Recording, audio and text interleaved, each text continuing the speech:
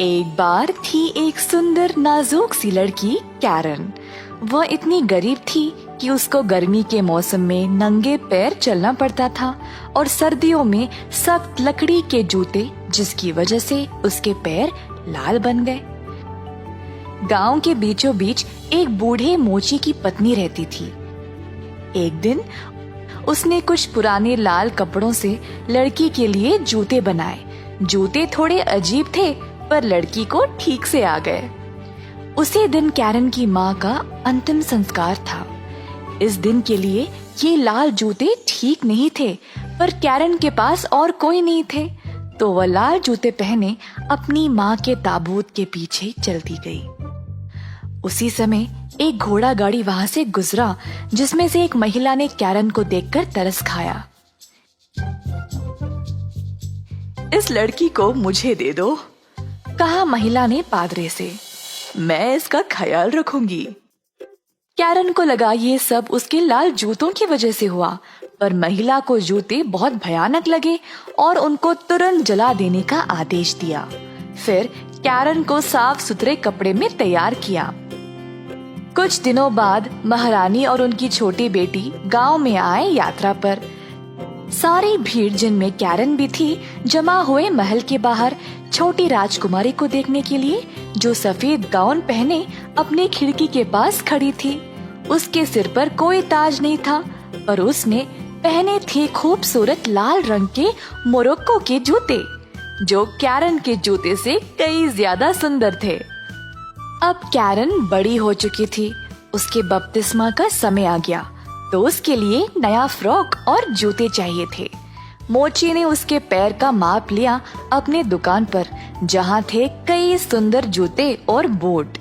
उनमें से थे एक लाल जूते का जोड़ा, जो बिल्कुल राजकुमारी के जूतों की तरह था। बूढ़ी महिला को ठीक से नहीं दिखाई देता था, तो उसे ज्यादा कुछ समझ नहीं आया। क्या ये चिकनाए हुआ चमड़ा है जो इतना चमक रहा है? हाँ, वाकई कितना चमक है इसमें। और ये जूते उसके पैरों में बराबर आए, तो खरीद लिया। बूढ़ी महिला को पता ही नहीं लगा कि ये जूते लाल रंग के थे, नहीं तो वह उसको चर्च में लाल रंग के जूते कभी पहनने नहीं देती। सब लोगों की नजर कैरन के जूतों पर ही थी।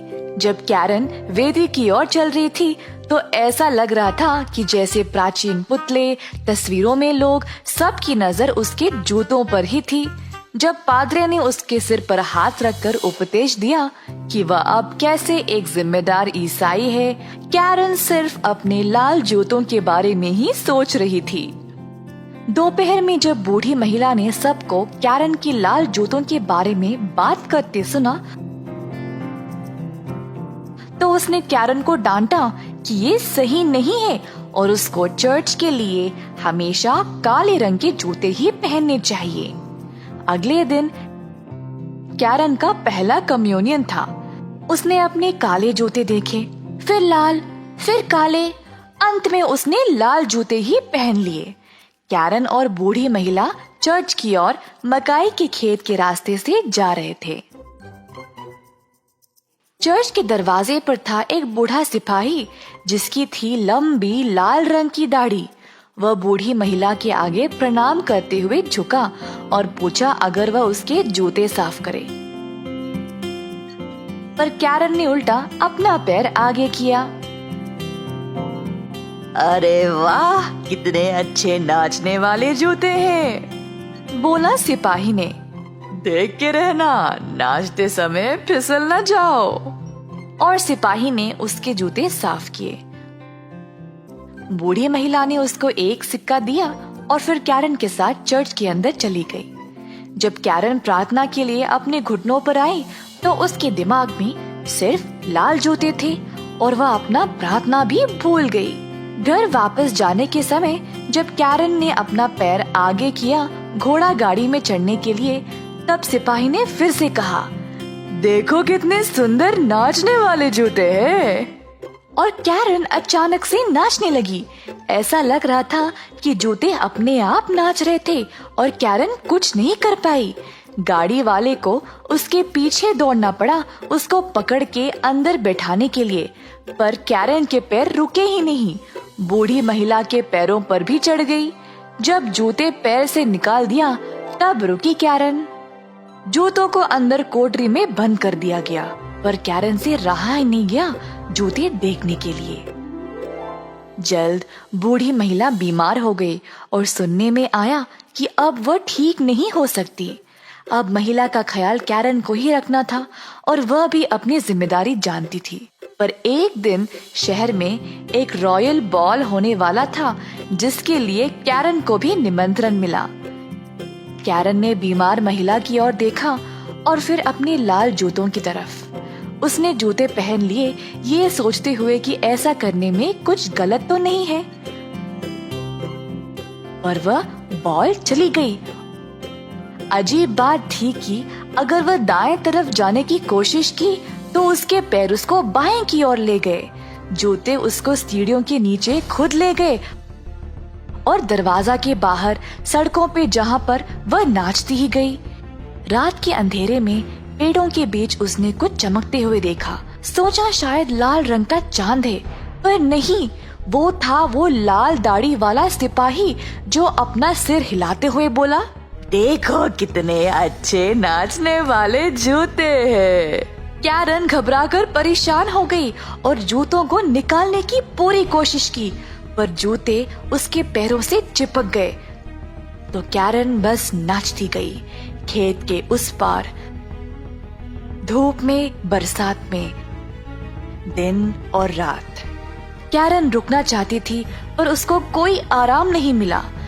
नाचते हुए वह चर्च के अंदर गई जहां पर उसने एक फरिश्ता को देखा, लंबे सफेद वस्त्र पहने, हाथ में चमकती हुई तलवार लिए। तेज नजरों से उसकी ओर देखकर कहा, तुम नाचोगी अपने लाल जूतों में जब तक तुम फीकी और ठंडी ना पड़ जाओ, जब तक तुम्हारा शरीर एक कंकाल ना बन जाए। घर घर तुम नाचती रहोगी।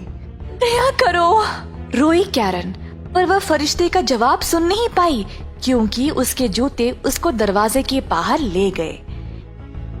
एक सुबह वह अपने घर के दरवाजे से गुजरी तो उसने देखा कि वहाँ से किसी की अर्थी उठ रही थी। कैरन को पता चल गया कि उसकी बूढ़ी महिला अब चल बसी। मन ही मन कैरन टूट गई और उसको लगा जैसे अब हर किसी ने उसको छोड़ दिया है और वह अकेली पड़ गई। अंत में वह नाचते हुए एक जल्लाद के घर के पास गई और बोली, बाहर आइए, बाहर आइए, मैं अंदर नहीं आ सकती क्योंकि मुझे नाचना है। तुम जानती हो मैं कौन हूँ और मैं क्या करता हूँ?